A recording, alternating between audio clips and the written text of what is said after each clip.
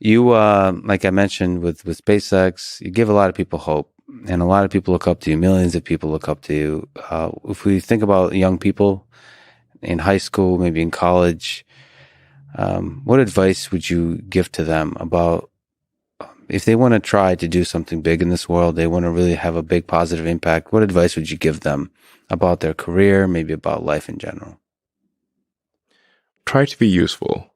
Do things that are useful to your fellow human beings, to the world.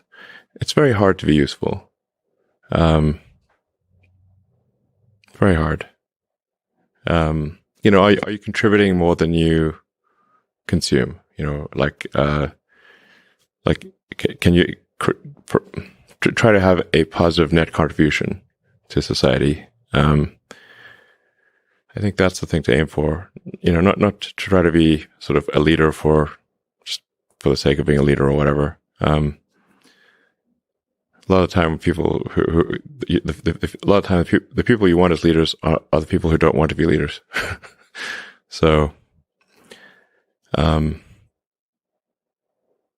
if you can live a useful life, that is a good life, a life worth having lived. And like I said, I would encourage people to use the mental tools of physics and apply them broadly in life. They're the best tools. When you think about education and self-education, what do you recommend? So there's the university, there's self-study, there is hands-on, sort of finding a company or a place or a set of people that do the thing you're passionate about and joining them as early as possible. There's taking a road trip across Europe for a few years and writing some poetry. Which trajectory do you suggest? In terms of learning about how you can become useful, as you mentioned, how you can have the most positive impact.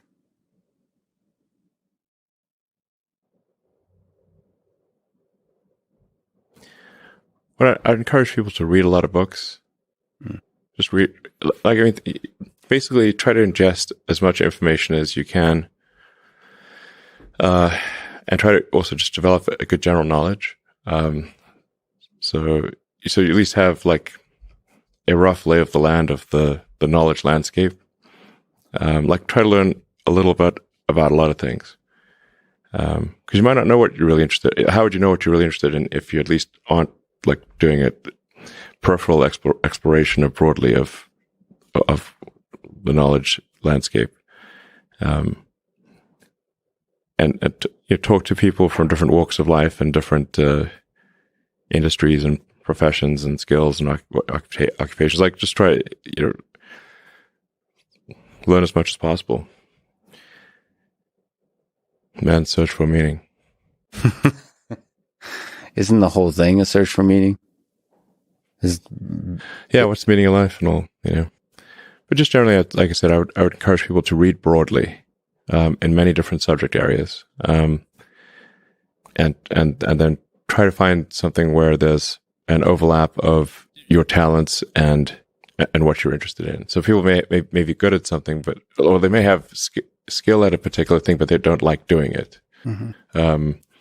So you want to try to find a thing where that's a good combination of the things that you're inherently good at, but you also like doing. And reading is a super fast shortcut to figure out where are you both good at it, you like doing it, and it will actually have positive impact. Well, you got to learn about things somehow. So reading a broad range, just really read it. At one point when I was a kid, I read through the encyclopedia. So that was pretty helpful. And there are also things I didn't even know existed. Well, lots, so obviously. And it's like as broad as it gets. Encyclopedias were digestible, I think, 40 years ago. Maybe read through the condensed version of the Encyclopedia Britannica. I'd recommend that. You can always skip subjects where you read a few paragraphs and you know you're not interested, just jump to the next one. So read the encyclopedia or skim through it. And but I put a lot of stock and certainly have a lot of respect for someone who puts in an honest day's work to do useful things, and just generally to have like not a zero sum mindset, or like have more of a grow the pie mindset. Like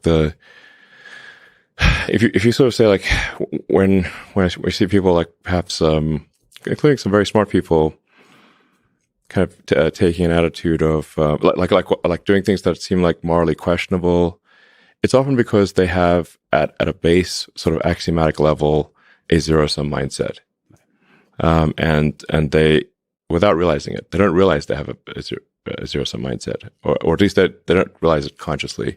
And so if you have a zero sum mindset, then the only way to get ahead is by taking things from others. If it's like if the pie is fixed, then the only way to have more pie is to take someone else's pie. But this is false. Like obviously the pie has grown dramatically over time, the economic pie. So in reality, you can have so overuse this analogy. You can have there's a lot of pie.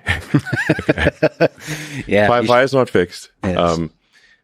So you really want to make sure you're not operating without realizing it from a zero sum mindset, where the only way to get ahead is to take things from others. Then that's going to result in you trying to take things from others, which is not good. It's much better to work on adding to the economic pie. Maybe, so creating, like I said, creating more than you consume, doing more than you,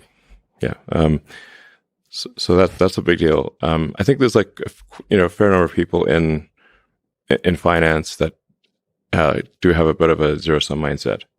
I mean, it's all walks of life. I've seen that. One of the reasons Rogan inspires me is he celebrates others a lot. There's not creating a constant competition. Like there's a scarcity of resources. And what happens when you celebrate others and you promote others, the ideas of others, it actually grows that pie. I mean, the resources become less scarce. Mm-hmm. And that applies in a lot of kinds of domains. It applies in academia, where a lot of people are very see some funding for academic research is zero sum. And it is not. If you celebrate each other, if you get everybody to be excited about AI, about physics, about mathematics, I think there'll be more and more funding, and I think everybody wins. Yeah, that applies, I think, broadly. Yeah, exactly.